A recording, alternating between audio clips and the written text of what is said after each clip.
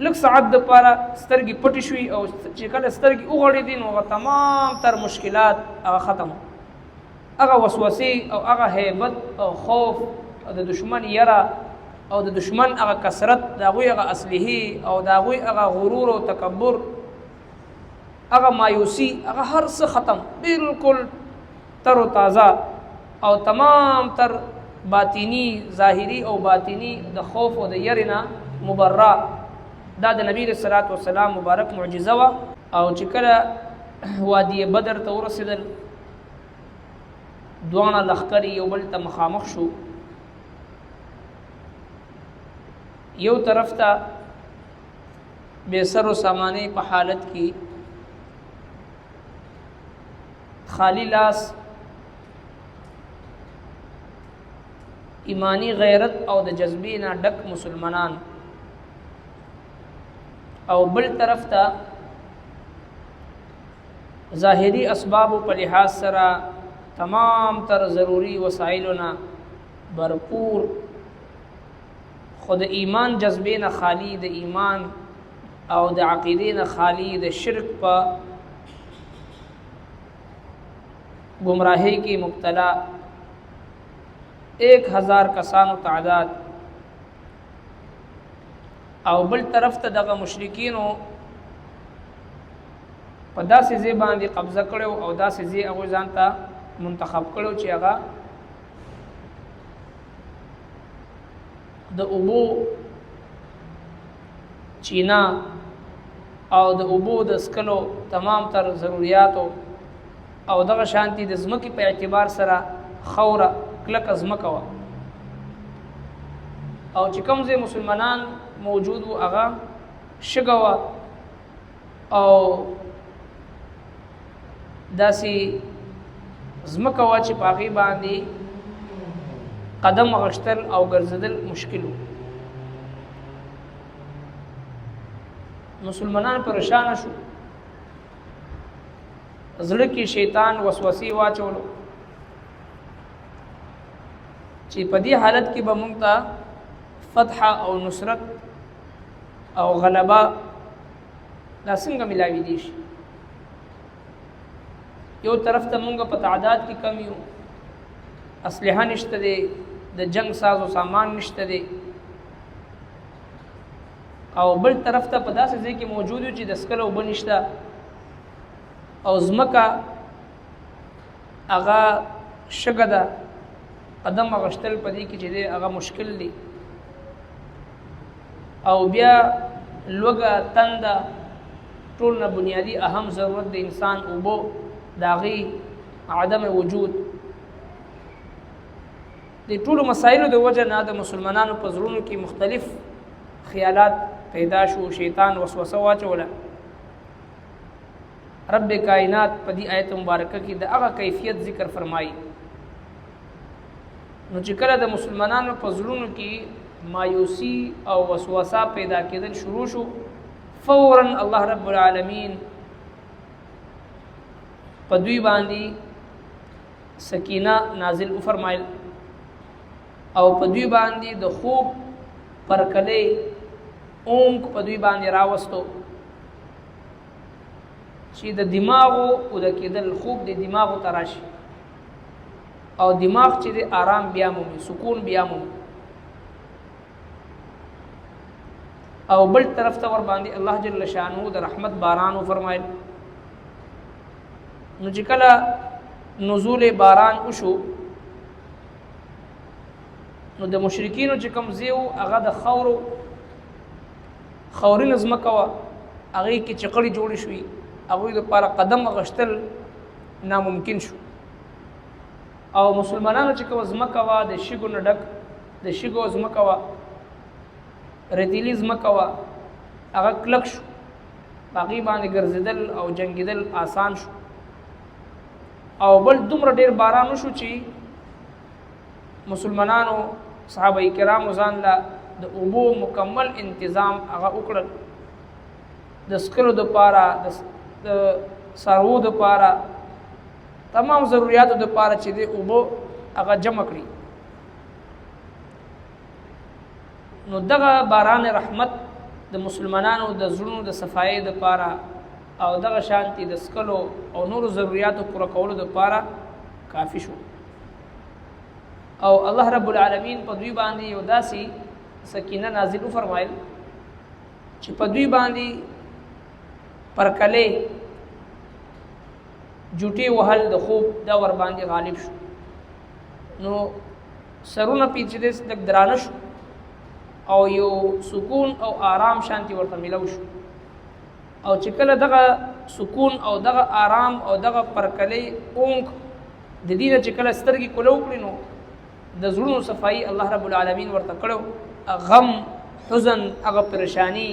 هغه مایوسی او هغه ذهنی تھکاوٹ، هغه وسوسې، هغه هر څه الله رب العالمین دوی ته ختم کړي وي او د دې زړونه الله جل شانه مضبوط کړو او قدمونه الله تبارک وتعالى د دوی هغه کلک کړو. ځکه فرمایي اذ یغشیکم، هر کله چې راوستلو پتا سو باندې نعاسا پر کلی امانتا منه د پاره د امن د خپل طرفنا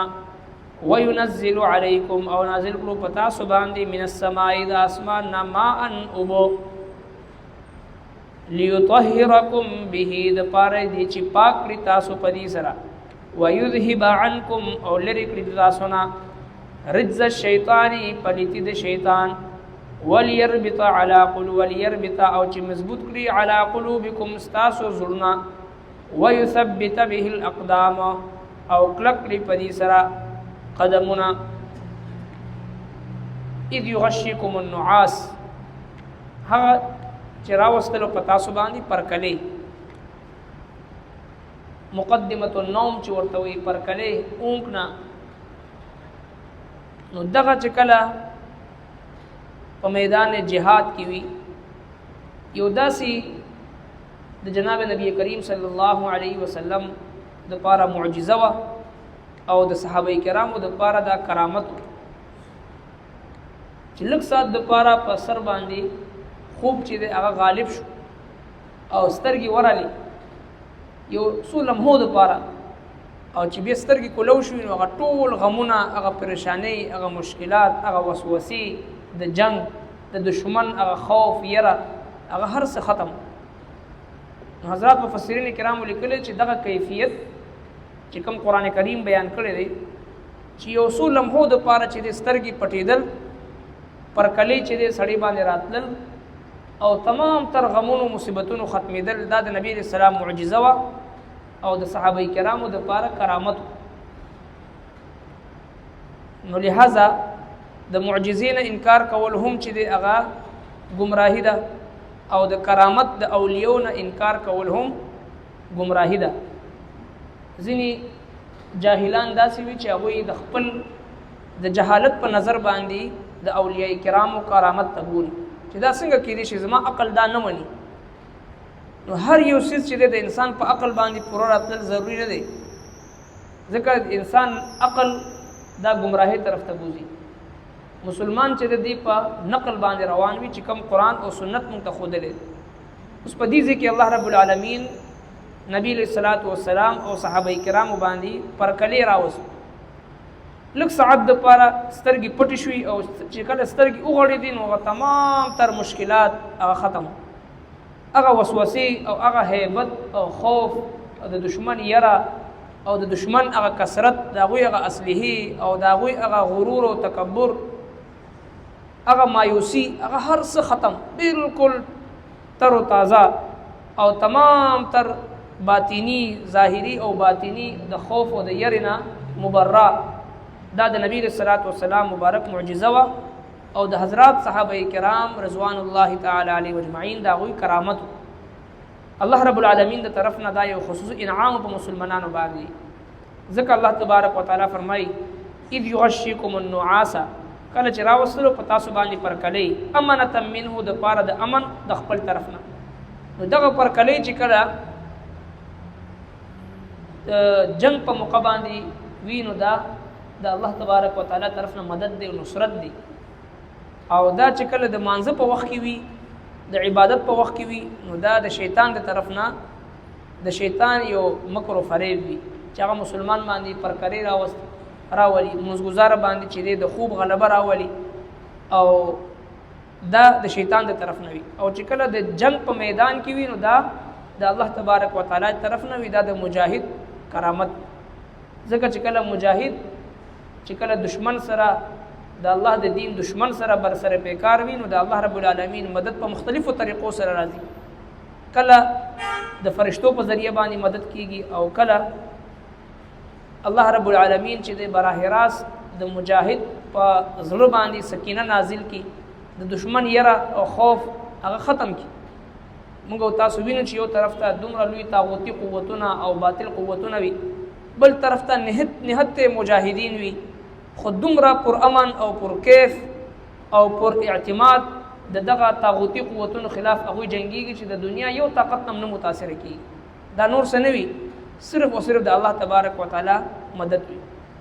نو دې ځکه الله جل شانه په دوی باندې د مدد یو صورت نازل فرمایل چې په دوی باندې پرکلي راوست او دویم وينزل عليكم من السماء ماء باران رحمت ور باندې فرمایل ليطهركم به اگر باران په ذریعہ باندې الله جل شانه د دوی ظاهری باطینی پاکیزگی راوستو طهارت راوستو ويذهب عنكم رجز الشیطان او چې لری کې تاسو نه پلیتی د شیطان چې کوم وسوسې وي او د شیطان طرف نه مایوسی و د مسلمانانو په زړونو کې اچولو لپاره هغه ختم وليربط على قلوبكم چې مضبوط کړي تاسو زړونه په دې وخت د الله رب العالمین سنت داده چې د جنگ په حالت کې با مایوسی نه خوري نا امیدی به نه خوري او غزکی خبرې بنه کوي او داسې خبرې بنه کوي چې هغه سره يهوديان او نصارو ته مدد او تعاون ملاويږي دا غوي حوصله افزایی کوي د مسلمانانو حوصله شکنی کوي داسې خبرې بنه کوي نو داسې خلک هم چې د هغه د يهوديانو مددگار او معاون دي چې کوم خلک اگر چې هر څوک وي په داسې مشکل حالاتو کې حالات جنگ کې داسې خبرې کوي چې هغه سره مسلمانانو کې مایوسی خوريږي او بے اعتمادی خوريږي پریشانی خوريږي وسوسه خوريږي او نفرت خوريږي نا امیدی خوريږي او مسلمانانو ته یو جذبه د جهاد نه ملاويږي او نا امیدی ملاويږي نو دا خبرې هم د يهود او نصارو سره معاونت او د تعاون کولو په شان دي په داسې حالاتو کې مسلمانانو ته به ډاډګرنه ورکړي حوصله افزایی به ورکړي امید به ورکړي او دا غوي حوصله افزایی به کوي ربنا تقبل منا إنك أنت السميع العليم وتب علينا إنك أنت التواب الرحيم